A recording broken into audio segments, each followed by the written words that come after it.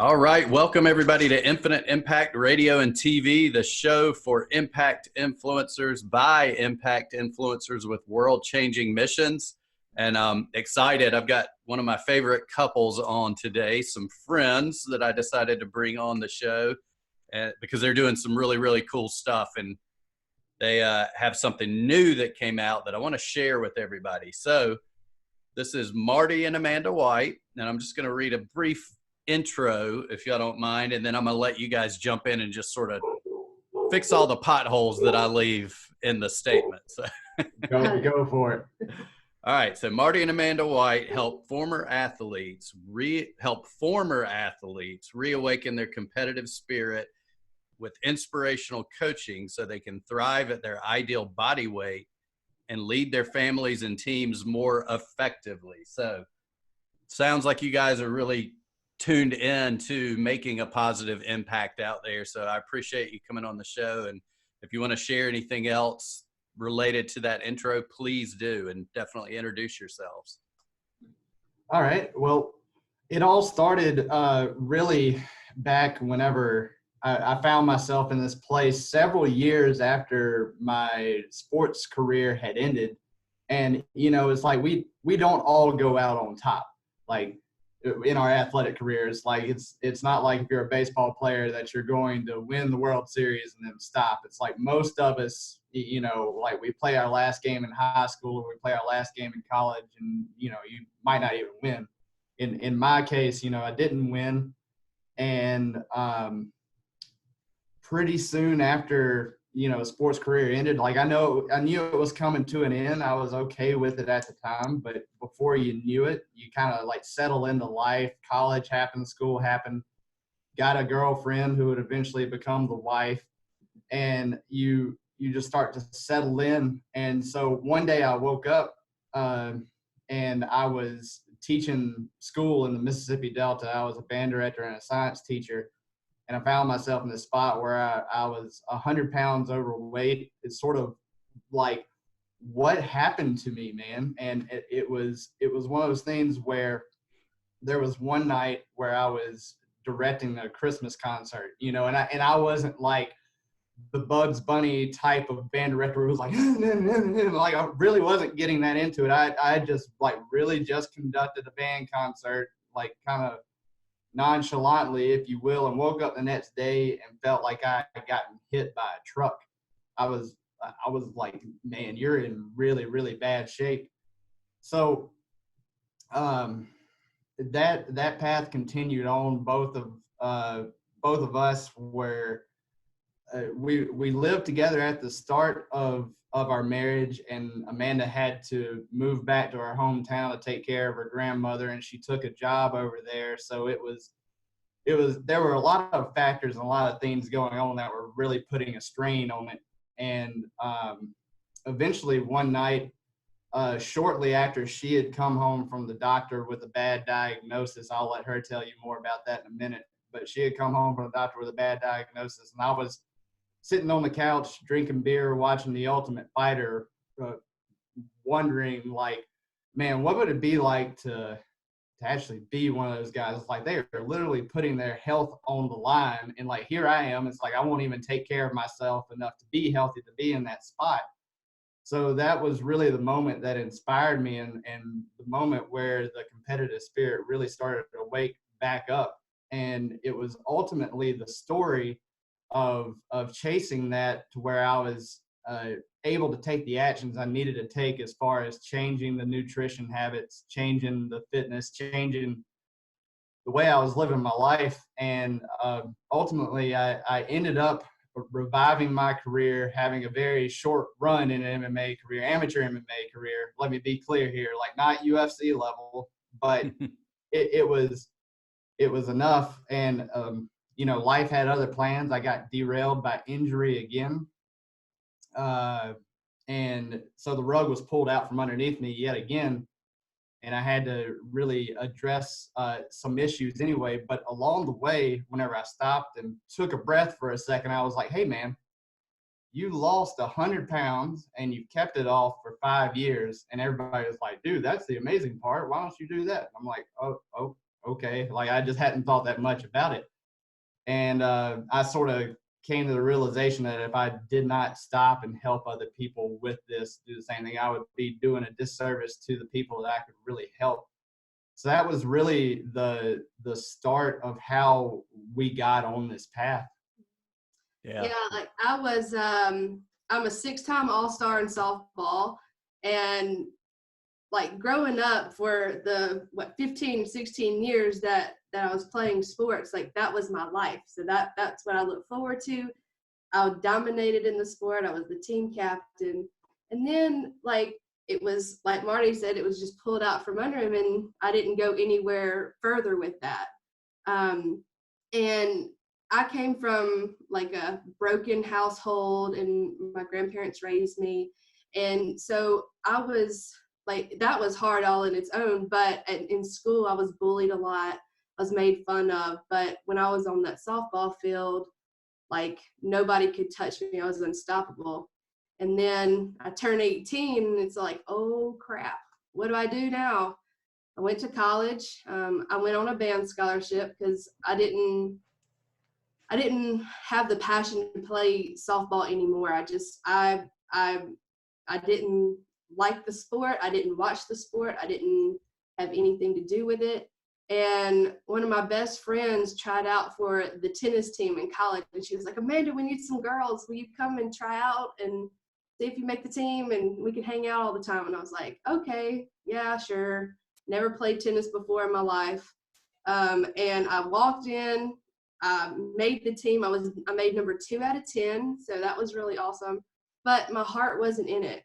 Like I played the sport because like I was able to socialize and be with my best friend more than I had to be in class, so to speak. So, but the tennis just, I mean, it had me being active, and I had that competitiveness that I was able to get that, get that out there, but it just wasn't my passion, and I was depressed, and anxiety took over, and then went to college, went to Ole Miss and was in the band. And after we graduated, I graduated with a degree in social work and abnormal psychology. And that's really not what I wanted to do. Like I wanted to be a child psychologist. And that was my passion. I wanted to help children with autism. And I had a minor in music, which was one of the first social work degrees to have a minor in music. So that was really awesome. But it never really happened that way. And it's like Marty said, like after we got married, like our health just declined. We used one of our wedding gifts all the time, which was a Fry Daddy. So, I mean, the pounds just kind of like packed on, you could just throw it in and eat it. And then you just felt sluggish, and I wasn't active anymore. So I had gotten to 363 pounds at my heaviest. And she's 5'2". And I'm 5'1.5". 5'1". Yeah. And so I went to the doctor, like Marty said, and he was like, I want to put you on high blood pressure medicine. You have endometriosis. You have like stage 3 endometriosis. You have polycystic ovary syndrome, and it's pretty severe. And we really need to put you on these meds because, otherwise it could really hinder your health. And so I left there and I was like, there is no way in heck that you're going to put me on all these pills and stuff and just medicate me for the rest of my life. And I told Marty, I was like, something's got to change. And then my grandmother passed away shortly after that. And that was really, really hard for me because like Marty said, I was traveling and kind of like her caregiver and taking her to doctors and stuff like that. And so that was a toll on its own. And my relationships really started to suffer because I was an assistant teacher at Marty's school, and I had to quit that to go and help take care of her. And so like all of those relationships that I had gathered from like softball and tennis and college, and all those were kind of depleted, and then our relationship started to suffer because I was depressed. We were far away from each other. And when we would see each other, it was like having to rebuild that relationship over and over again. And then when we started working out and eating right or eating better, it became like a competition. and I wasn't on board all the way. Marty was gung-ho about it. And it wasn't until I realized, like, okay, I'm my own worst enemy. I'm the one that can push myself forward and prevail in life. Until I had that switch turn on was when I actually started to lose weight and keep it off, and then start coaching other women to help control like the polycystic ovary syndrome, endometriosis, like the side effects of those, through healthy lifestyle and stuff like that. So I mean, and like building the relationship back up, like with their family and friends and coworkers and stuff like that, because you know, relationships are one of those big important part of having a competitive spirit, but also knowing how to balance it. So like your love life's not a competition between the two. Like you have to know how to communicate and things of that nature. So that's what, yeah. So Yeah, that's So that was quite the journey. So I want to sort of take it a little bit farther, because I know from knowing you guys, like the past, maybe it's been 2 years or so, you've been sort of following a different path, and you know, not necessarily in the same, like what your journey is right now, what your mission is right now, but that was still sort of in the back of your mind. I remember, you know, it's always sort of been there. But my question to you is, with everything else that was going on, how did you rediscover this passion? How did you rise back into what I would call is the two of you, both of your authentic selves? Because you yeah. seem to be sharing more of your authentic self now through this new mission. So how did you find your way back to that? Was it something like one thing that happened, or was it a series of events, or was it just taking that journey that brought you back? Well, for me, it's I'm in a job that I absolutely hate. And so Marty got me to go to actually FHL, which is Funnel Hacking Live, last year. And I was sitting in the audience, and Jamie Cross was on stage, and she was talking about all of her soaps and facial creams and stuff like that. And I was like, I wonder if I could do something like this that helps women control unwanted body hair.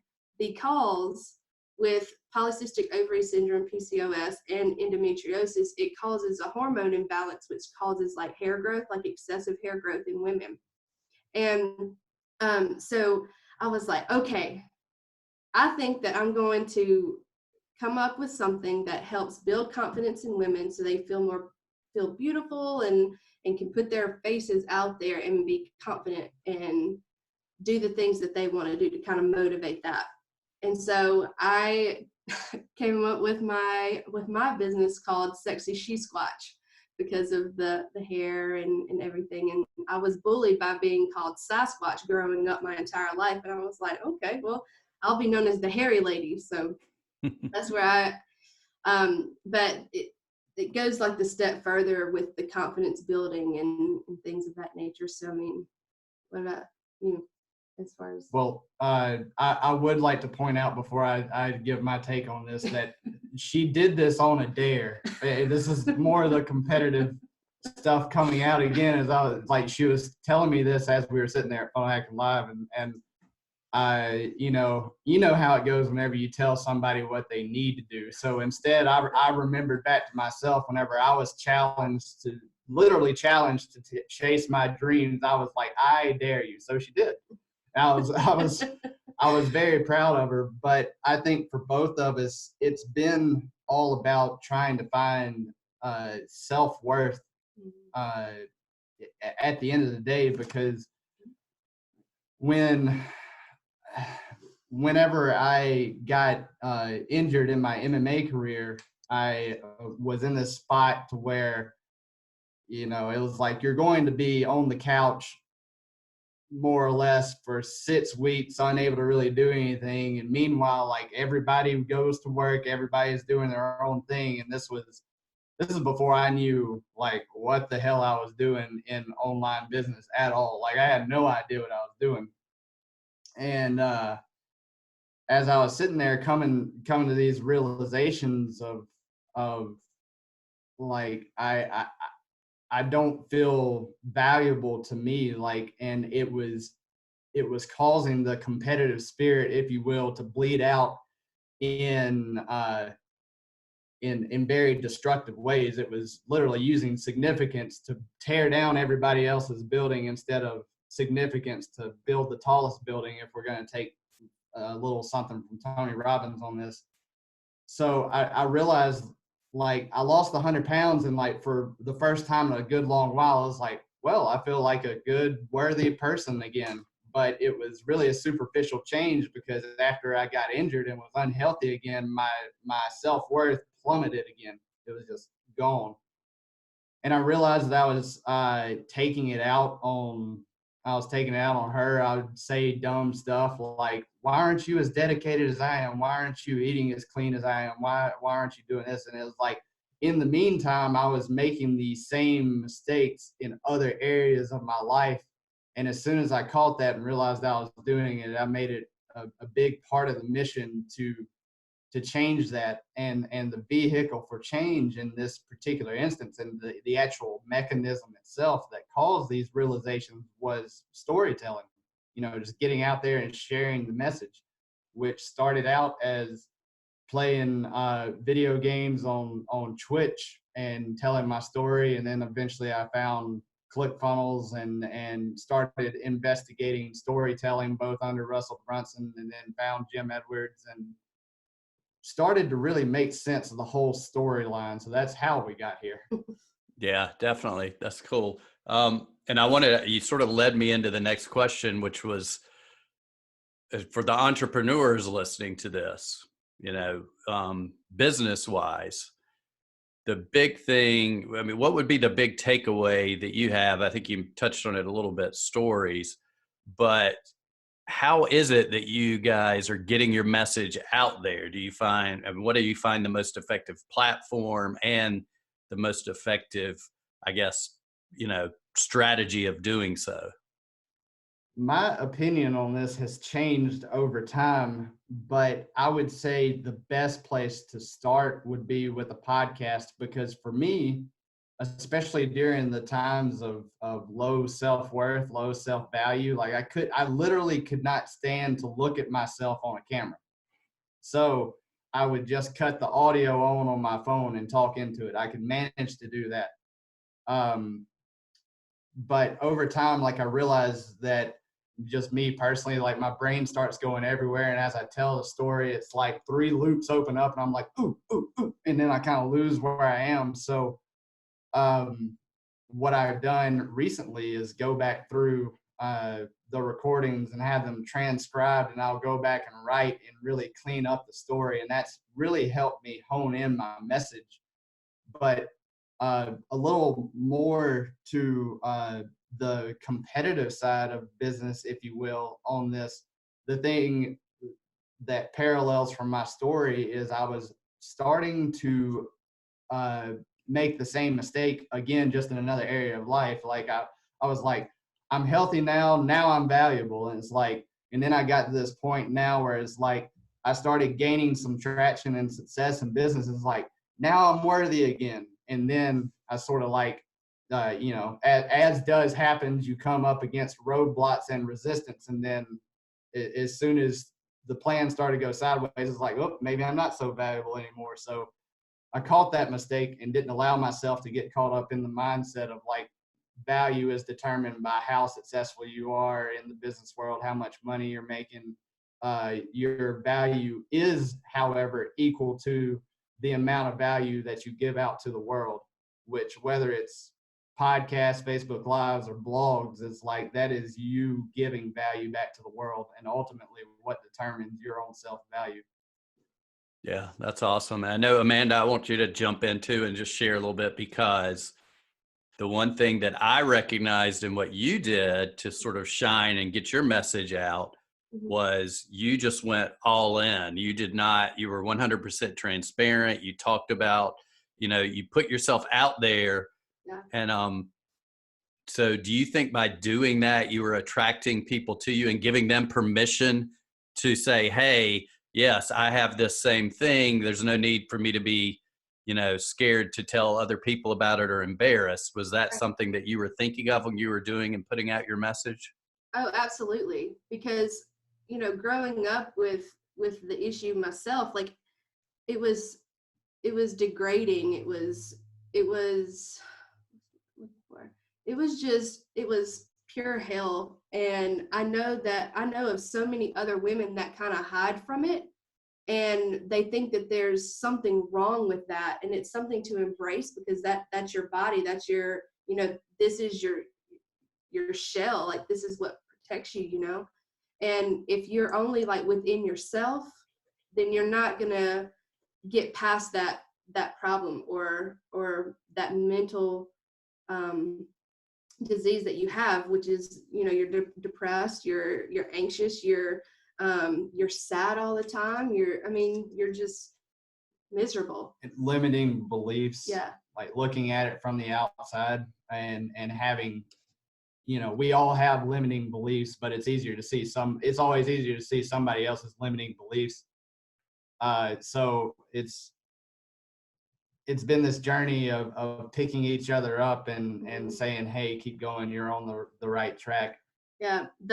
I've had a couple of women actually reach out and say, listen, like, I've tried your products and they're really, really awesome, and they're helping me, and I'm actually, my skin is softer, and so everything else is a lot softer, and my confidence is going up. And I actually started doing my own little radio show talking about my hobby, you know, because I talk about, you know, embracing the things that you enjoy doing rather than the things that you think you should be doing because society tells you to do that.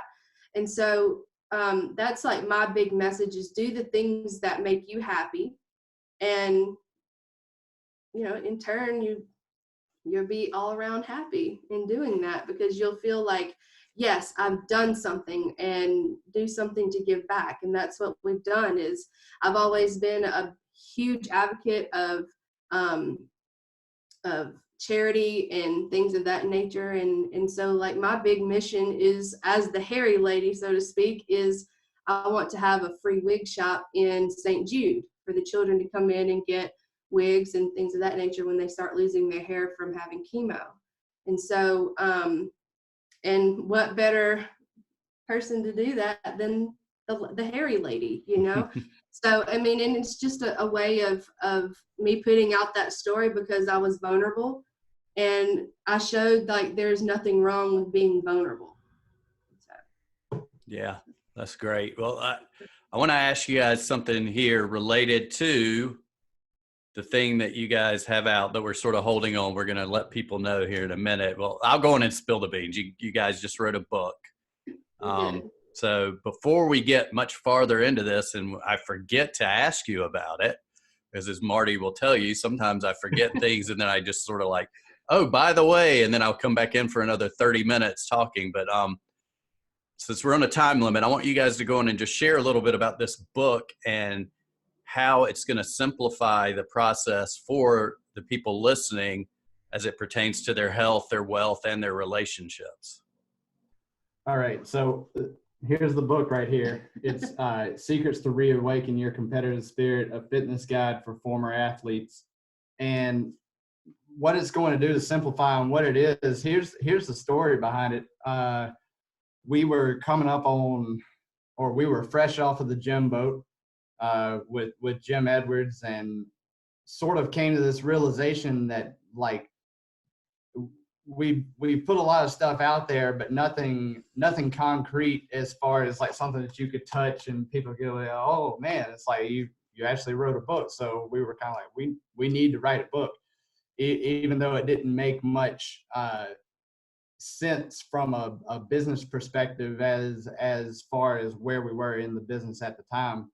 But we sat down over Christmas Eve and Christmas and did the interviews for the book that would ultimately become the book. And it's all about specific experiences that we had along the way. And it was the best place we knew to start, because I was going back thinking in the mindset of whenever I actually started to change, the first thing on my mind was like, I got to get my health back. If I'm going to do anything else in life, Like, you have to have robust health and an abundance of energy and vitality, or else you're not going to make it very far. You can have all these ideas, you can have all the money, you can have all this, that, and the other. It's like no health, no anything. So we just started sharing our biggest breakthroughs, and we started sharing the biggest tips, tools, tricks, and strategies that we used and found out along the way. And that's what ultimately became the book. So besides health itself, where else can they expect? Obviously, you two are a couple, so Yeah. we've determined that. See, even that didn't even slip by me. That Yeah. you two are a couple, a married couple, and you've talked about how before it was tough when you were separate, you were unhealthy, you were mentally unhealthy, physically unhealthy, probably spiritually unhealthy, emotionally unhealthy. Right. Sorry, I didn't mean to put y'all in all those unhealthy spots, but I mean, it's true. No, I've been there. That's exactly it. So it like all the things you said manifest themselves in a whole different number of ways. And the apparent one slapping us in the face was like, both of you guys are obese and have high blood pressure and other sort of lifestyle related illnesses that are forming right now in your mid-20s. But Yeah.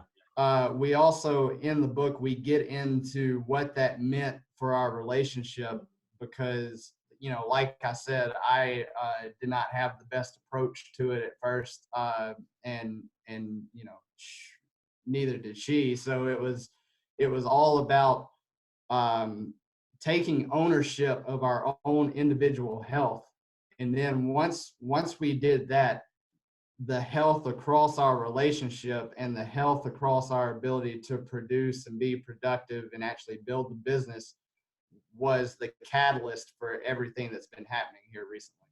Yeah, definitely. You know what I find interesting is that I've had this discussion with other entrepreneurs. We talk about how we are our biggest asset, but it's not necessarily just the entrepreneur. I mean, in everyday life, you're your biggest asset. You're your biggest asset when it comes to your relationship with your wife, with your kids, with whatever. So if you don't focus on what you're talking about and what you teach in the book, then it's that's like the first domino. You push that domino over, and it's going to help in all the other parts of your life. Exactly. So I guess I want to ask you guys one more thing, and then we're going to wrap this up. But I want to know if you could share like maybe just one big takeaway from the book. Just give us a sneak peek of just one thing that you want to share with the audience that they could implement maybe today in their life. Go ahead. Okay, I'll go first. I served it up. All right. I would say the biggest singular takeaway from the book would be to start training again like you're going to train for a sport that you love, because we all know what we need to do to get in shape. You know, it's like, especially former athletes in particular, like, you're not going to get me with the next magic bullet. You're not going to get me with the next magic pill, powder, potion, fad diet, like whatever. It's like, I know what it takes to get back in shape. It's like calories in, calories out, get in the gym, right? Right. So we all know what we need to do. And then where most people mess up is they start with, hey, this is what I need to change. And then before too long, it's like, it feels like this painstaking task. But if you retake on the identity as a competitor, as somebody who has a mission, and it's sports related, for me, it was empowering enough to actually do the things that I needed to do on seemingly autopilot. So that's the big domino for actually doing the things that you need to do. Yeah. Awesome. Do you have And anything to add, Amanda? Yeah, I agree with that. But I think another thing would be consistency, because we talk about being consistent and having a routine and actually forming that routine and doing it on a daily basis. And so like that one, like just consistency added on to that is like any athlete or former athlete can remember being consistent in training, or being consistent in drills, or being consistent in waking up at a specific time and doing certain things. Like it's consistency. And so I think that would be another thing to like take away from the book, is having that routine, that consistency. And then as you go along, you'll start to identify what it is that has hurt you being away from that sport. So that's where we go into like the psychology of reawakening that competitive spirit, because that's where it stems from, because that was your life for so long. That's what you knew. And so like getting back into a routine, a competitive routine, and keep going inch by inch, you'll finally reawaken that competitive spirit and retire from the Hall of Fame. So I thought that was really fun. And just to clear it up real big and put a bow on it, we are talking about competing with yourself. Yes. Yeah, definitely. Understood. That makes 100% sense. So, and I will give a big high five to that, because I've spent, there you go, you can see it that way, with the past year. That's something that I went through, was basically a complete change. And those things that you guys mentioned right there were huge in mine. Consistency. I had a morning routine that I was consistent with, and I was competing with myself in specific things I was doing to see if I could get better every day. And I wasn't looking for outside. I wasn't even telling people really what I was doing. And I wasn't looking for accolades. I was just looking, okay, did I get a little bit better today than I was yesterday? And if the answer is yes, then okay, yeah, I won that day. I did it, consistency, and I competed with myself a little bit. So that's awesome. All right, so we're going to wrap it up. I want to just go through 3 big takeaways for the audience that I wrote down here. There were a lot, but there's 3 that I want to mention. Your value is equal to the value you give. I thought that was awesome. That was a really good one. Another one I wrote down was be a beacon of light or hope for your tribe. And that basically comes from what Amanda was talking about, how she put herself out there to discuss something that a lot of people find embarrassing and hid from. And she gave her tribe permission to step out of the shadows, so to say, and be themselves. And then lastly, don't do shoulds. Do what you find that you enjoy, that you love. Don't do it because somebody says you should. So those were 3 big takeaways that I got from this. So I appreciate both of y'all coming on. And before we jump off, I want you to share again the book that you have. And I know before we came on, you said you had something for the listeners. So if you want to share that, and then also maybe share the best way they can reach out and get in touch with you guys. All right. Well, you can pick up the first 3 chapters of this book for free. All you have to do is go to gearedupinsider.com/athlete-book. So gearedupinsider.com/athlete-book. And that you'll get the first 3 chapters for free. And I will tell you, like, you can go on Amazon and get the book right now. Like, you can get the Kindle version, and there's actually a print version. But if you pick up the 3 chapters for free, you're also going to get on the wait list for the expert edition of this book, which is going to have even more chapters, which I've been working on now. It's going to have recipes, workouts, expert interviews, different other sorts of things on there. So you'll get put on the priority wait list to get notified for that too. Oh, that's awesome. So I'll make sure to put the link in the show notes.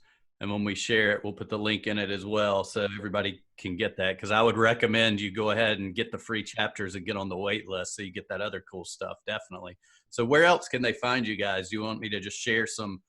I know you sent over a bunch of social media links. I'll put those in the show notes. Is there anything else you want to share? Or you just want to, we'll just send people to that book link. I think that's probably the best thing, so we don't confuse everybody. So one more time, what's that URL one more time? gearedupinsider.com/athlete-book. athlete-book. And Awesome. I know what you're gonna say. Always have the most confusing URLs. I get it. Yeah. I was actually proud of him for having a URL that was easy to remember. That's why I asked him again. I wanted to make sure that he could remember it. Yeah.